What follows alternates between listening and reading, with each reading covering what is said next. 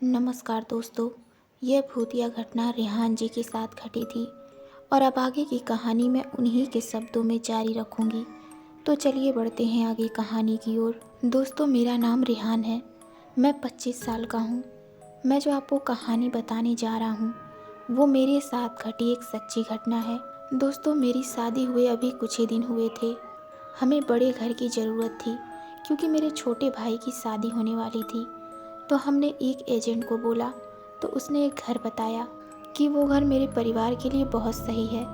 मुझे वो घर पसंद आ गया और मैंने जल्दीबाजी में एडवांस भी दे दी और हम सब उस घर में जल्दी ही शिफ्ट हो गए। पहले दिन मेरी वाइफ कुछ सामान साफ कर रही थी तो अचानक उसके सामने से कोई औरत गुजरी।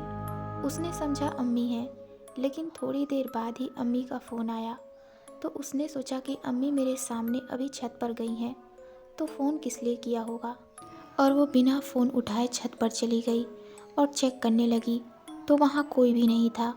फिर वो तुरंत नीचे आकर अम्मी को फ़ोन लगाया। कि आप तो ऊपर छत पर थीं और अचानक कहाँ चली गई। तो अम्मी ने कहा कि मैं तो सुबह ही तुम्हें बिना बताए बाज़ार चली गई थी।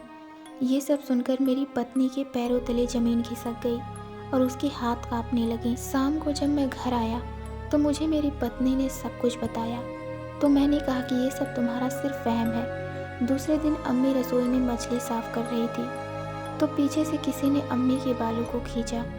तो जब अम्मी ने घूम कर देखा तो वहाँ पर कोई नहीं था। अम्मी भी बुरी तरह से घबरा गईं, लेकिन उन्होंने मुझे कुछ नहीं बताया। तीसरे दिन मेरी पत्नी की माँ का फ़ोन आया कि उसके पिताजी की तबीयत खराब है तो मेरा जाना नहीं हो सका। मैंने अपनी पत्नी को स्टेशन तक छोड़ दिया। रात को जब अपने बेडरूम में सो रहा था तो मुझे नींद नहीं आ रही थी। जब मैं उठने लगा तो मैं उठ नहीं पा रहा था, जैसे किसी रूहानी ताकत ने मुझे रोक रखा हो। फिर थोड़ी देर के बाद मैं उठ पाया। उस दिन अंतिम बार उस घर पर सोया क्योंकि इसके बाद हमने उस घर को छोड़ दिया। तो दोस्तों, आपको ये कहानी कैसी लगी हमें कमेंट में ज़रूर बताइए।